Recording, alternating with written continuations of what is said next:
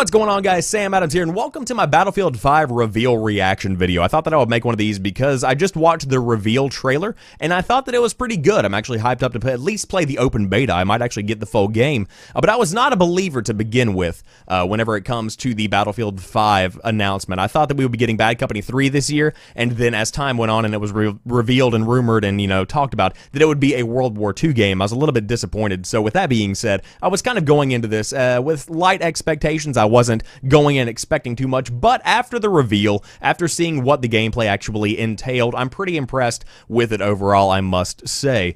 So for those that don't know how I felt about Battlefield 1, I thought that it was a well-done game. I thought it was a beautiful game. The lighting, the destruction, the weapons, I thought the Battlefield 1 was very well done, and I'm going to be playing more over the summer to get ready for Battlefield 5 because it looks similar in a lot of ways. But there was just something about the game that didn't quite scratch that itch that I had scratched for me whenever I was playing Battlefield 4 and Battlefield 3. I thought those games did it very, very well. But Battlefield 1 was still good. So with Battlefield 5, what exactly is new? Of course, instead of World War I, you're going up to World War II. They're going to have iconic weapons. They're going to have iconic tanks and vehicles and things along those lines. But the big thing that really stuck out to me in this conference was the fact that there's not going to be a premium pass. It's going the Titanfall route, where all the additional maps and all the additional content that comes out post-launch is going to be included for free. So you're just going to be getting free updates if you play with your friends on your PlayStation, your Xbox, or your PC, wherever you might be playing the game at. You don't have to pay extra to get that DLC so that you can continue playing on all these new maps with your friends, and that's the best way to do it.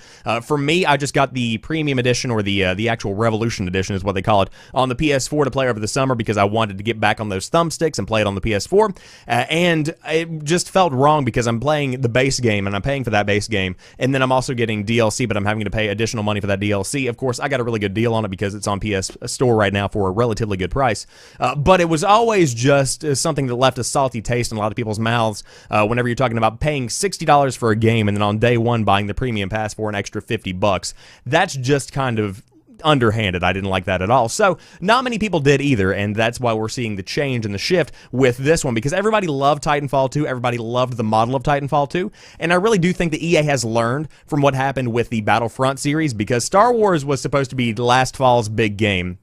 Battlefront 2 was supposed to be a game changer as far as the model went and as far as shooters went for last year, and it just simply didn't live up to the hype because people were expecting more and they ended up getting much less, and what was there was kind of behind a giant paywall. So they have completely taken that out. It seems like they're going to be loot boxes more than likely as far as cosmetic stuff goes. I was talking to a guy on Twitter that he said that there's going to be loot boxes, and he was kind of riled up about that, and I said that as long as they do it in the same way that Overwatch does their crates, if they do it in the same way that Fortnite does skins, I don't mind, as long as it doesn't impact gameplay like we saw with Star Wars Battlefront 2. But when it comes to loot boxes, they're going to be a part of the game from here on out. I mean, that's just what first-person shooters are in 2018 and beyond. Everybody is doing it because at the end of the day, it is profitable, and as long as it doesn't encroach on my core gameplay experience, I don't really care. It doesn't matter to me in the slightest. So we'll see what goes on with that and how that all kind of pans out over time. But what it does come down to is that Battlefield 5 looks to be a very beautiful game. There are going to be new animations, new kinds of motions that can be done on the battlefield. It seems like they're trying to kind of inject a narrative into the multiplayer by really customizing your player and really trying to they're trying to make more of a relatable gameplay experience within the multiplayer, which is going to fall flat on its face. People don't play multiplayer for narrative. I could be wrong about that, but when it comes down to it, I'd say I'm probably right, but they're trying new things with multiplayer. We're going to be seeing a fully fleshed out story. The operations are coming back. The giant, the kind of, what would you call those? Giant battle-based gameplay where it's round after round, and it's kind of a lengthy period of time that you would play these rounds. Operations are coming back, and that's going to be a pretty cool thing. It's instead of doing multiple rounds, they're pretty much 4 days. So essentially, whenever you start the beginning of a match, you drop down into whatever map you're playing on, and you have day one. And at the end of day one, it evaluates what the performance was like for each side of the team, or each team, and then it goes into day 2 and it sets up that scenario, and you might not even get to day 4 before the battle is over, but if both of the teams continue to fight back and forth and ends up in a stalemate, then you could actually end up having a battle that plays all the way out over the course of 4 days.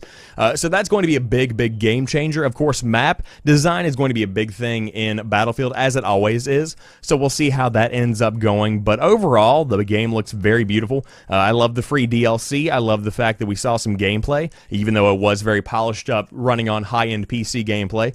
But I am excited about E3 now because I know that at EA Play they're going to show more of Battlefield 5, and I'm pretty pumped about it. I still would have liked a modern military shooter. I'm excited about Battlefield Bad Company 3 whenever that does end up coming out. I think that's going to be the next game in 2 years. But even then, you know, with this one, it looks like it's switching things up. It looks like they've fixed the user interface issues that I had with the game. So hopefully as everything begins to be revealed, I will feel more confident about buying it on day one, because I do want to support this idea of not having to pay for a premium pass. I want them to see that we are more willing to buy that, because that isn't the bad thing to do. But I digress. I might be getting this one on day one. I'm definitely going to be diving into the open beta. As with most modern military shooters, or even shooters in general, if you did want to get in on the open beta early, then you can pre-order the game. I wouldn't necessarily recommend it. I would just say be patient. But of course, this game, it's going to be a beautiful game, and you pretty much know what you're going to get with a Battlefield experience. That's just kind of what it comes down to. So if you have enjoyed this video, drop me a like down below. If you want to see the full reveal trailer, I will have it linked in the description box down below. But if you want to watch me play Battlefield 1, I'm going to be doing it over on Mixer.com/Samuel Adams later on tonight, and I think I'm going to be doing it on a whole bunch of platforms over the next couple of weeks. I'll be trying out new things and doing different stuff, so I'm excited about that. And yeah, keep it tuned in right here on YouTube.com/Samuel Adams Media for all of your gaming news, all of your E3 news, all of your breakdowns and your discussions. I love doing that stuff. But links for everything that I do are in the description box down below. I hope you guys have a fantastic day. I will talk to you soon, and peace.